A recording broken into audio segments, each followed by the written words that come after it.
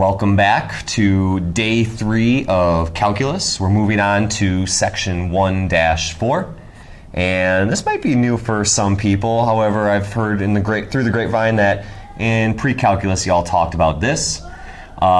Really kind of narrowing our focus here in this section, talking about parametric curves. But before we begin, it's obviously a beautiful day for math today. We had our first tutorial session at Franklin, and room C Dirty 30 full of folks asking for math help. Love that. Well, the interesting thing about parametric curves is that when we graph them, it's not just one equation we're using. Parametric curves are defined by two different equations. One equation defines the x coordinate, and one equation defines the y coordinate. And then you put those two together, and boom, that's your point that you would graph. So not one equation, we have two equations, and they separately define the x and the y coordinate. We also have an interval of t values that we plug into each of these equations to help spit out these x and y coordinates. So our first one, well, first we're going to be graphing this parametric curve, and we need to identify the initial and terminal points. And then we're going to find a Cartesian equation for the curve that contains the parametrized curve. So, all right, this first one, we have x equals cosine of t, and y equals sine of t. So there are two equations that are going to help spit out our curve.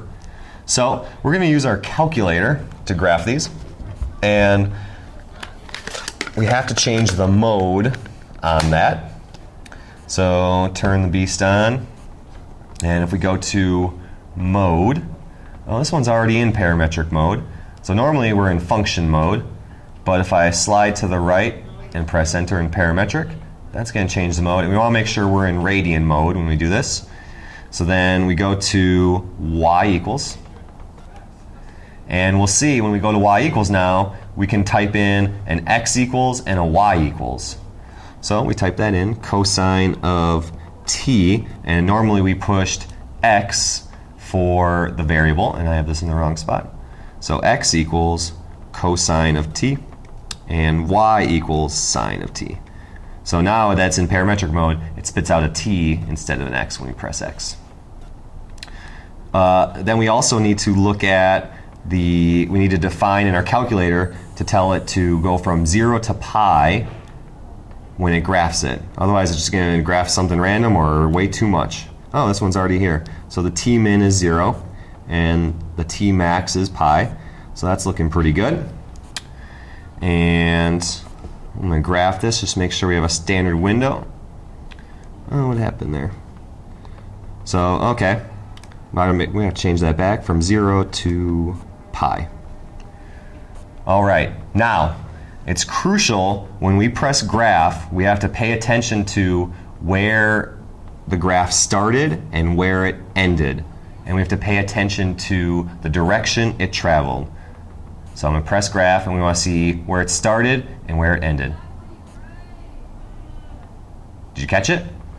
So I'm going to draw a little sketch. So we're going to graph a little sketchy poo of that. And it looks like a little half semicircle of radius 1.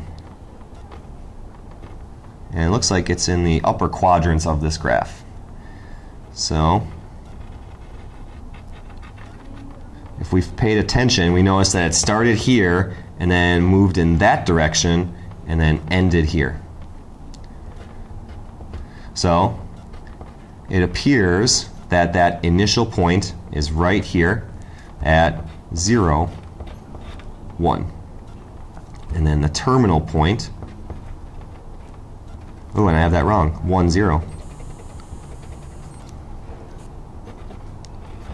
And then the terminal point is -1, 0. So it started here and then ended there. And we can confirm that by looking at the table. So when the t value is 0, that's when our t interval starts. That initial point is 1, 0. And we can change the table. If I go to second table set, and I can change it to ask. And then we can really see it when the t is 0, that's the initial point. And then the terminal point should be when t is pi, and then -1, 0. That confirms that. Alrighty. So part B asks, find a Cartesian equation for the curve that contains the parametrized curve. I hope I'm saying that right. Parametrized. So Cartesian means x comma y. So that's what we've been used to. So equations with x's and y's as the variables. So as it stands right now, we have x equals cosine of t and y equals sine of t. So we want an equation that has only x's and y's. So we notice we have x equals cosine and sine. What we want to do is try to think of a relationship that combines cosine and sine. And way back in pre-calculus, you may have had a identity known as the Pythagorean identity, and that is cosine squared of t plus sine squared of t equals 1. And it's obviously a beautiful day for math because Quince is here. I'm just finishing up a video right now, but it'll be done in a couple minutes. So the relationship that combines sine and cosine is the Pythagorean identity. I definitely want to point out that when we have cosine squared t, that actually means cosine is inside of parentheses being squared, and sine is inside of parentheses being squared. So these are equivalent right here. So then we have cosine of t equals x. So I make a substitution. So x squared plus, and then sine of t is y. Y squared equals 1. Boom. There it is. There is our Cartesian equation that contains the parametrized curve. All right.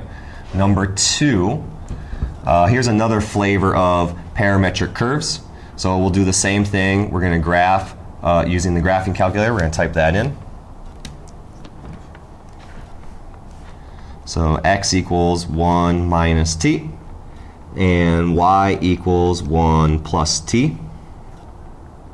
And then we need to define the t interval that we're going to be using. It's going from -2 to 5. And then again, we want to pay attention to where does it start, and where does it go, and where does it end. So I'm going to press graph. Oh, we got a line segment here, and it looks like it's starting here, and then goes to the left and up, and then ends there. So I want to graph that, but I'm going to use the table. But you may remember I turned off the auto, so I'm going to turn that back on. Turn that on, look at the table. So now my initial t value is -2, so I'm going to go there on my table. So that initial point, it appears, is, let's see if I can do this. Initial point is 3, -1. So 3, -1 is that first point. And then I'm just going to keep graphing. 2, 0. And then 1, 1. 0, 2. And then go up until a t value of 5. -1, 3. -2, 4. Just graphing. -3, 5. And then t value of 5, that's where our interval ends. So that's -4, 6. So there is our line segment.